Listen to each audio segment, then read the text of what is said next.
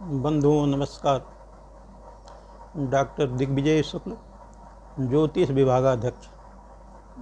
आज मैं आप लोगों के सम्मुख श्रावण मास में भगवान शिव की उत्पत्ति एवं महत्व के बारे में आप लोगों के सम्मुख चर्चा करने जा रहा हूँ। सर्वप्रथम, सर्वरूपमयी देवी सर्वं देवीमयं जगत् अतोऽहं विश्वरूपां त्वां नमामि परमेश्वरीं। बंधुओं, आज बहुत ही महत्वपूर्ण विषय पर आप लोगों के सम्मुख जो ज्योतिपुंज के रूप में पराम्बा जगदम्बा का प्रादुर्भाव हुआ, पराम्बा जगदम्बा उनके मन में इस प्रकार की इच्छा जागृत हुई, एको हम बहुश्यामा। इस भावना से विस्तार करने के लिए सर्वप्रथम एक पुरुष की संरचना करते हैं। उस पुरुष की उत्पत्ति होने के बाद उनके सम्मुख इस प्रकार का विचार रखते हैं कि हम लोग इस सृष्टि का विस्तार करें। उस पुरुष के मन में इस प्रकार पवित्र भाव था कि हे माँ, आप तो हमारी जगत जननी माता हैं, यह कैसे संभव है। इसलिए उन्होंने इस बात को अक्षमता दिखाई, हमें क्षमा करें। तो माता ने कहा, यदि ऐसा तुम नहीं करोगे तो मेरे कोप के भाजन बनोगे। हे माँ, आप मेरी जगत जननी जगदम्बा है, यह कैसे हो सकता। तो उन्होंने कहा, यदि ऐसा तुम नहीं करोगे हमारे कोप के भाजन बनोगे। और उन्होंने तत्काल ही अपनी दिव्य चक्षु से उन्होंने भस्म कर दिया। भस्म हो जाने के बाद पुनः इस प्रकार की पवित्र निर्मल भाव को रखते हुए माँ जगदम्बा पुनः एक पुरुष को उत्पत्ति करते हैं।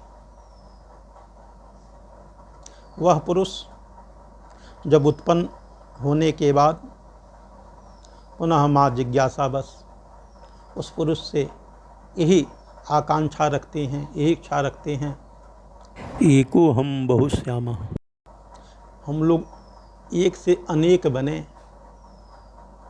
इस प्रकार का विचार उस पुरुष के सामने जब रखा जाता है, वह पुरुष इतने पवित्र और निर्मल भाव से उन्होंने भी अपना अक्षमता माता के सम्मुख प्रस्तुत किया। हे माँ, आप तो हमारी जगत जननी जगदम्बा, ये कैसे संभव। उन्होंने पुनः कहा कि ऐसा नहीं करोगे तो तुम हमारे क्रोध के भाजन बनोगे, जिसका परिणाम तुमको भुगतना पड़ेगा। उस पुरुष ने कहा, माँ, आपकी जैसी इच्छा। तत्काल माँ जगदम्बा उसे भी तत्क्षण भस्म कर देती हैं। पुनः इस भाव को रखते हुए तीसरी बार में पुनः एक पुरुष उत्पन्न करते हैं। उस पुरुष के उत्पन्न होने पर माँ जगदम्बा पुनः यही भाव रखते हैं, एको हम बहुश्यामा, हम दोनों मिलकर के इस सृष्टि का विस्तार करें। उन्होंने कहा, माँ, आप तो मेरी जगदम्बा परम्बा जगत जननी है, ये कैसे संभव है। तो उन्होंने बहुत ही क्रोधित होकर के कहा, देखो, यदि तुम ऐसा नहीं करोगे तो इसके पहले मैं 2 पुरुष का तत्क्षण भस्म कर डाली हूँ। यदि ऐसा नहीं करते तुम्हें भी उसी कोप के भाजन बनना पड़ेगा। तो वह उस पुरुष ने इस प्रकार का विचार किया कि इससे अच्छा है कि भस्म होने से अपने को बचा जाए। इस प्रकार का भाव रख करके उन्होंने कहा, माँ ठीक है, आपकी जैसी इच्छा, लेकिन मेरा एक शर्त है, उस शर्त को भी आपको पालन करना पड़ेगा। माँ जगदम्बा ने कहा, बताओ तुम्हारा क्या शर्त है?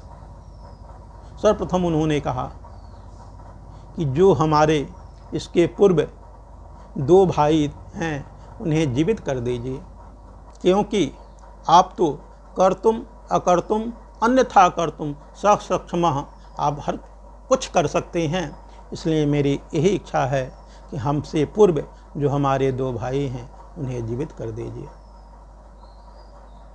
माता ने कहा, तथास्तु। माँ जगदम्बा के आशीर्वाद से दोनों पुरुष उत्पन्न हो गए, जीवित हो गए। जीवित हो जाने के बाद यह 3 हो गए।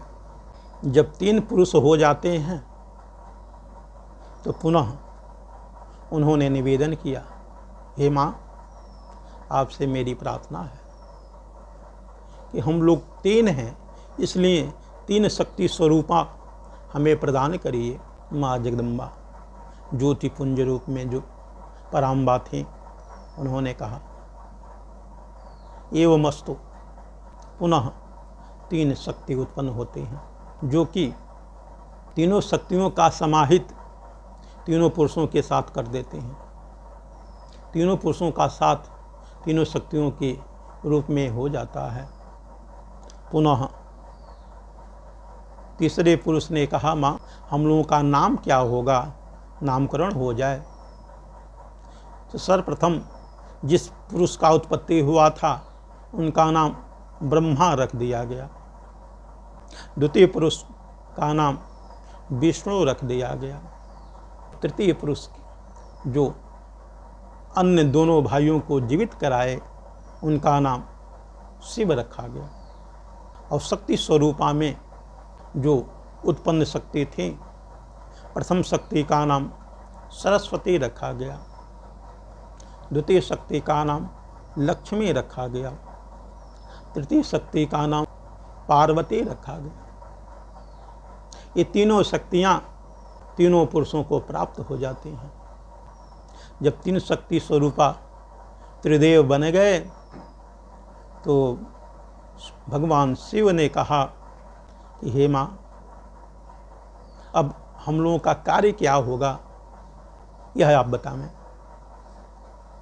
पुनः माँ जगदम्बा ने कहा कि ब्रह्मा का कार्य सृष्टि का विस्तार करना, विष्णु का कार्य पालन करना और शिव का कार्य कल्याण करना, रक्षा करना, यह त्रिदेवों का 3 कार्य, 3 दायित्व उन्होंने सौंप दिया। ऐसे विचार को सुन करके माँ जगदम्बा भगवान शिव पर बहुत खुश होती हैं। कहती हैं कि ऐसा तो कोई पुरुष उत्पन्न ही नहीं हुआ कि जो अपना भी कल्याण चाहे और दूसरे का भी कल्याण करे। इसलिए आज से मैं तुम्हें एक और नाम प्रदान करता हूँ। ये तीनों तो देव हैं ही, तुम महादेव के नाम से विख्यात होगे। अब त्रिदेव ब्रह्मा, विष्णु और शिव अपने कार्य में तल्लीनता से लग जाते हैं। सर्वप्रथम ब्रह्मा जी सृष्टि का विस्तार करते हैं। सृष्टि के विस्तार में नारद जी की उत्पत्ति होती है, क्योंकि नारद जी मानसिक पुत्र के रूप में नारद जी की उत्पत्ति मनसा हुई। ब्रह्मा जी की इच्छा रही कि हमें पुत्र प्राप्ति हो, इसलिए नारद जी की उत्पत्ति मानसिक हुई।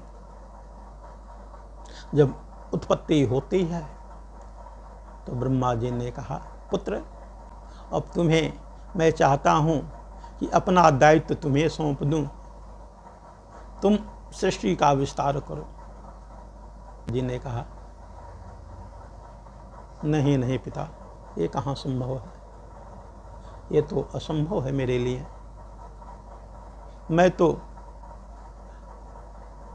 प्रभु के हरिचरण श्री चरण का ही अनुराग प्रेम रखता हूँ। इसके अलावा हमें भौतिक किसी भी चीज़ की कोई आवश्यकता नहीं। पुनः ब्रह्मा जी ने द्वितीय पुत्र सनक, सनंदन, सनातन, सनत कुमार 4 पुत्र की उत्पत्ति होती है। उन 4 पुत्रों का जब मानसिक, ये सभी पुत्र मानसिक हैं, मनसा मन स्मरण करने मात्र से उत्पत्ति होती है। जब चारों पुत्रों की उत्पत्ति हुई उस समय ब्रह्मा जी ने कहा, हे पुत्रों, यह मेरा आदेश है कि आप सब सृष्टि का विस्तार करें। चारों कुमारों ने कहा, पितामह क्षमा करें, यह मुझसे संभव नहीं। पुनः ब्रह्मा जी हतोत्साहित होते हैं, हमने ऐसे पुत्र उत्पन्न किया कि जो दायित्व को स्वीकारते ही नहीं। पुनः ब्रह्मा जी ने सप्तर्षियों का उत्पत्ति की। सप्तर्षियों की जब उत्पत्ति होती है उस समय सप्तर्षि गण जन्म लिए तो पितामह ने यह पुनः प्रश्न रखा, मेरी इच्छा है कि सृष्टि का विस्तार किया जाए। सातों ऋषि गणों ने भी अपनी व्यवस्था को ध्यान में न रखते हुए उन्होंने पुनः असमर्थता जाहिर किया। ब्रह्मा जी बहुत चिंतित होते हैं कि मैं जो भी सृष्टि कर रहा हूँ वह विपरीत जा रहा है, सृष्टि का विस्तार नहीं हो रहा है। तब उन्होंने सर्वप्रथम पुनः मानसिक सृष्टि का उत्पन्न किया। पुरुष, वह पुरुष स्वतः मनु के रूप में विश्व विख्यात हुए। ऐसे मनु की उत्पत्ति जब होती है तो उन्होंने पुनः ब्रह्मा जी ने पुत्र से कहा, हे पुत्र, मेरी अभिलाषा है, मेरी इच्छा है, मेरी जिज्ञासा है। हमने इतना विस्तार किया लेकिन कोई पुत्र अपने दायित्व का निर्वहन नहीं कर रहे हैं, इसलिए यह मेरा आदेश है कि तुम जो है सृष्टि का विस्तार करो। मनु इस दायित्व को स्वीकार करते हैं, पितामह जैसी आपकी इच्छा। लेकिन ये कैसे संभव है? मैं तो केवल पुरुष, बिना स्त्री का सृष्टि का विस्तार कैसे हो? पितामह, यदि आप मुझ पर खुश हैं तो एक शक्ति का प्रादुर्भाव हो। वह शक्ति स्वतः सृष्टि की आज्ञा मान करके उनका जन्म जब होता है तब उन्होंने उस सृष्टि की आराध्या देवी का नाम सतरूपा नामकरण करते हैं। वह सतरूपा और मनु दोनों मिलकर के इस सृष्टि का विस्तार करते हैं। उसके बाद जब सृष्टि का विस्तार होता है तो भगवान विष्णु सृष्टि के जितने चर अचर जीव जंतु जितने प्राणी हुए उनका पालन का दायित्व निर्वहन करते हैं। उसके बाद जब पालन होता है, सबका रक्षा होता है, कल्याण होता है, तब भगवान शिव, यदि कोई भी व्यक्ति अपने दायित्व का सही से पालन नहीं करता है तो भगवान शिव उसका क्या करते हैं? हरण कर लेते हैं। अपने दायित्व का यदि पालन नहीं करता है व्यक्ति तो उसके अपराध इत्यादि जो भी अवगुण हैं, जितनी कठिनाइयां हैं, उस कठिनाइयों को दूर करने के लिए, संहार करने के लिए भगवान शिव का दायित्व सौंपा गया। इसलिए प्रभु, आप लोगों को मैं यह बताना चाहता हूँ कि यदि देवाधिदेव महादेव, जिन्होंने स्वतः माँ जगदम्बा ज्योतिपुंज के रूप में देवाधिदेव का नामकरण किया कि आप तो देवों के देव हैं, क्योंकि आपने ब्रह्मा की उत्पत्ति की, आपके वजह से विष्णु की उत्पत्ति हुई, आपके वजह से 3 शक्तियों की उत्पत्ति हुई, आपके वजह से सबको दायित्व मिला।